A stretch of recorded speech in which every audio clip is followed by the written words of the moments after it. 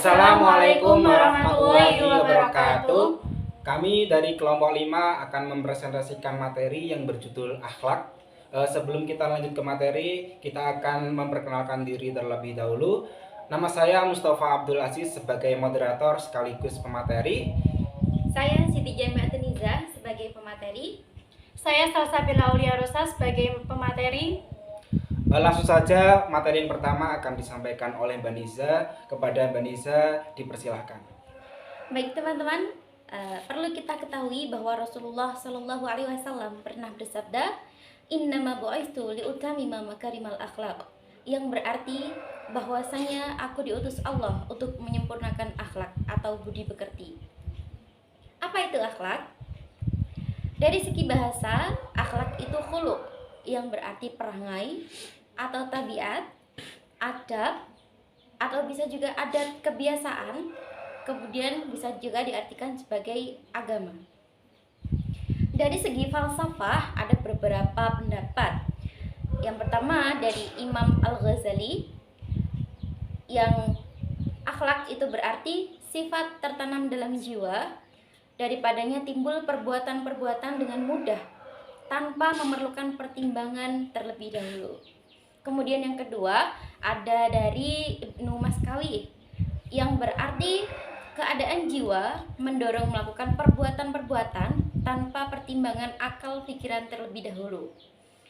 Yang ketiga ada dari Profesor Dr. Ahmad Amin, bahwa akhlak itu adalah kehendak dibiasakan dan akan menjadi kebiasaan yang mudah dilakukan.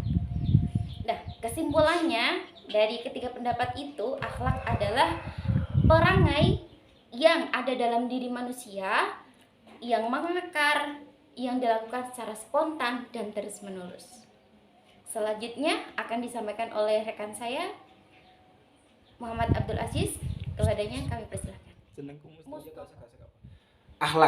Akhlak dibagi menjadi dua, yaitu mahmudah dan masmumah. Adapun mahmudah adalah akhlak yang baik, contohnya jujur, adil, amanah atau dapat dipercaya, ta'awun atau tolong menolong, tawadu atau rendah hati. Kemudian yang kedua masmumah, yaitu akhlak yang buruk, contohnya takabur atau sombong, gibah, rasan-rasan, naminah, mengadu domba, riya atau suka pamer, tabdzir atau boros dan lain sebagainya.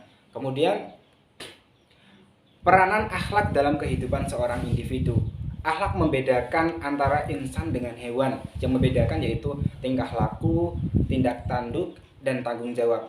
Quran surat Al-A'raf ayat 179 menjelaskan, dan sungguh akan kami isi neraka jahanam banyak dari kalangan jin dan manusia.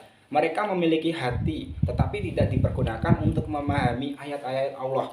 Dan mereka memiliki mata, tetapi tidak dipergunakan untuk melihat atau tanda-tanda kekuasaan Allah. Dan mereka mempunyai telinga, tetapi tidak dipergunakan untuk mendengarkan ayat-ayat Allah. Mereka seperti hewan ternak, bahkan lebih sesat lagi. Mereka itulah orang-orang yang sangat lemah. Kok boleh? Urubah kok. Ya Allah. Lah kita kene lah, kok main diksi. Ngelak itu. Langsung teko kene no. Kau dapat apa? Aku yuk pegel enggak?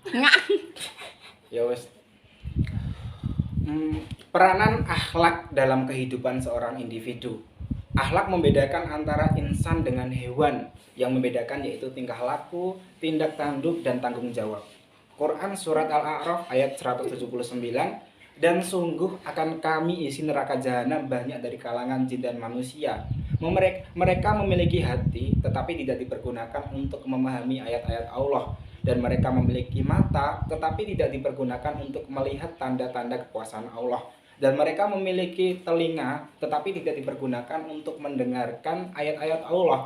Mereka seperti hewan ternak, bahkan lebih sesat lagi. Mereka itulah orang-orang yang lengah. Individu yang tidak berakhlak tidak boleh dianggap sebagai individu yang baik dan mulia, walaupun mempunyai pendidikan, kemahiran, dan pengetahuan yang tinggi. Sabda Rasulullah SAW, orang-orang yang sempurna imamnya adalah mereka yang baik akhlaknya. Adapun materi selanjutnya akan disampaikan oleh rekan saya Salsabila Auliaressa. Kepada beliau dipersilahkan. Selanjutnya kita juga harus tahu bagaimana cara memupuk akhlak yang baik. Yang pertama yaitu dengan ilmu. Dengan banyak membaca buku untuk mengambil keteladanan dari sahabat-sahabat Nabi dan mengikuti kajian-kajian Islam. Kemudian berusaha mengamalkan nilai-nilai iman yang sudah kita ketahui ke dalam perilaku kita sehari-hari. Yang kedua yaitu dengan latihan ibadah. Dengan mengurangi maksiat, membentuk golongan yang baik, melatih amal atau kerja kita bergaul dengan orang-orang soleh, meninggalkan golongan yang buruk, dan mengambil hal positif dari golongan di sekitar kita. Demikian penjelasan materi dari kami terkait akhlak. Ada kurang lebihnya kami mohon maaf yang sebesar-besarnya. Semoga bisa sedikit menambah pengetahuan teman-teman semuanya. Akhirul kalam. Wallahu muwaffiq ila aqwamit thoriq. Wassalamualaikum warahmatullahi wabarakatuh.